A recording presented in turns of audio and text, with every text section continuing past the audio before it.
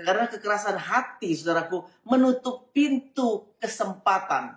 Karena Tuhan dapat sebenarnya memulihkan mereka. Hari ini ku bersyukur merasakan kasih setiamu. Shalom saudara, selamat pagi. Kita ketemu kembali pagi ini dalam Morning Devotion. Selamat pagi saudara-saudara, apa kabar? Saudaraku, hari ini kita akan baca firman Tuhan, kelanjutan daripada firman Tuhan yang kemarin. Hari ini Markus pasal yang ketiga ayat 1 sampai 6. Demikian firman Tuhan. Kemudian Yesus masuk lagi ke rumah ibadat. Di situ ada seorang yang mati sebelah tangannya. Mereka mengamat-amati Yesus kalau ia menyembuhkan orang itu pada hari Sabat, supaya mereka dapat mempersalahkan dia. Kata Yesus kepada orang yang mati sebelah tangannya itu, "Mari, berdirilah di tengah." Kemudian katanya kepada mereka, manakah yang diperbolehkan pada hari Sabat? Berbuat baik atau berbuat jahat? Menyelamatkan nyawa atau membunuh orang? Tapi mereka itu diam saja. Ia berduka cita karena kedegilan mereka. Dan dengan marah ia memandang sekelilingnya kepada mereka, lalu ia berkata kepada orang itu, "Ulurkanlah tanganmu." Dan ia mengulurkannya, maka sembuhlah tangannya itu. Lalu keluarlah orang-orang Farisi dan segera bersekongkol dengan orang-orang Herodean untuk membunuh dia. Saudara, kejadian yang terjadi di dalam pembacaan kita ini adalah di sinagog. Dan ini terjadi pada hari Sabat. Tentu saja bagi Tuhan Yesus, pertentangan dalam dua keadaan ini sangat tinggi kemungkinannya. Di sinagog merupakan simbol benteng bagi orang Farisi. Dan hari Sabat, saudara, adalah saat yang paling tepat untuk orang Farisi menegakkan aturan-aturan buatan manusia yang mereka tambahkan dalam hukum Taurat Musa. Nah, bagi orang Farisi, mengingat kejadian sebelumnya, mereka mulai mengawasi Tuhan Yesus. Tampaknya semua yang Tuhan Yesus lakukan membuat orang Farisi ini marah. Saudara, kalau masih ingat, Tuhan Yesus mengampuni dosa orang dan juga menolak menghormati ritual mereka. Dan juga Tuhan Yesus mengizinkan muridnya untuk memetik gandum dan juga makan pada hari Sabat. Saudara, Tuhan Yesus menolak bermain dalam aturan mereka.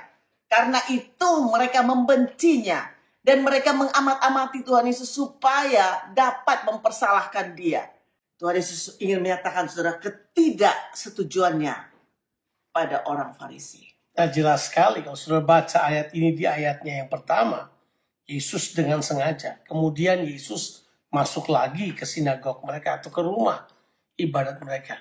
Yesus ingin menunjukkan bahwa orang-orang Farisi ini perlu diberitahu bahwa mereka salah, bahwa mereka hanya mementingkan kepentingan mereka sendiri dan hukum-hukum buatan manusia, dan bukan kehendak Tuhan. Jadi Yesus datang betul-betul ingin berkonfrontasi dengan mereka. Yesus serius ingin melakukannya. Dan begitu sampai di situ, di tengah-tengah mereka ada orang yang lumpuh tangannya. Bahasa Inggris bilang withered hand, atau tangan yang layu, gak kuat.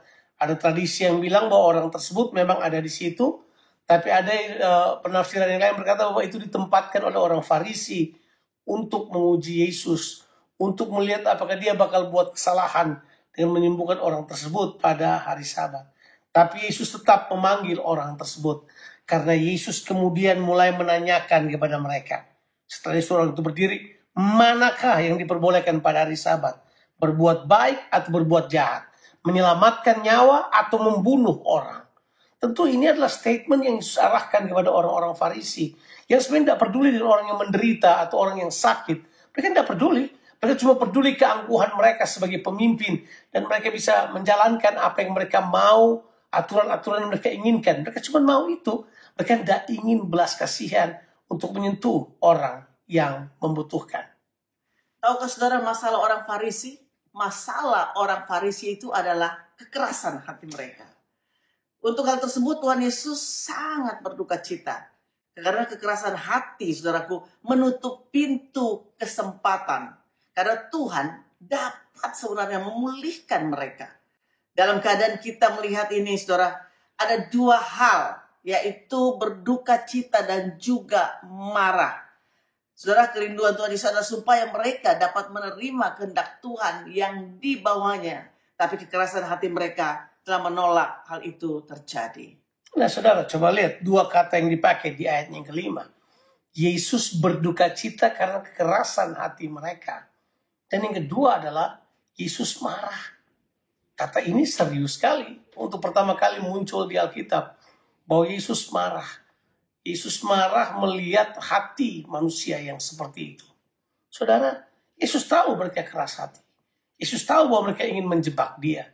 Yesus tahu mereka sedang mengati dia. Kalau dia berbuat kesalahan, kita sebagai orang percaya dapat belajar di sini. Bahwa kekerasan hati dapat menuntun kita pada kejahatan. Sebab selebihnya, orang Farisi ini bukan lagi hanya ingin mencari kesalahan. Mereka ingin membunuh Yesus. Sudah bisa baca itu. Dan luar biasa untuk mencapai keinginan mereka untuk membunuh Yesus. Mereka bergabung dengan kelompok Herodian. Padahal kita tahu orang Farisi dan Herodian itu musuh bebuyutan. Tapi untuk mencapai keinginan untuk membunuh Yesus, mereka bekerja bersama. Saudara, apa yang ditulis di sini memberitahukan kepada kita. Kekerasan hati manusia inilah yang membawa mereka akan masuk dalam dosa yang lebih dalam lagi. Kata keras di situ itu sebenarnya dibilang artinya dalam bahasa aslinya itu seperti batu marmer yang keras. Atau sebenarnya itu seperti kalau kulit yang kena setrika, itu bahasa Indonesia bilang kapalan, ya. Itu seperti udah nggak ada rasanya lagi. Demikian orang yang keras hati, bersinggungan dengan kebenaran pun tidak akan mengubah kehidupan mereka lagi. Saudara, bagaimana dengan kita?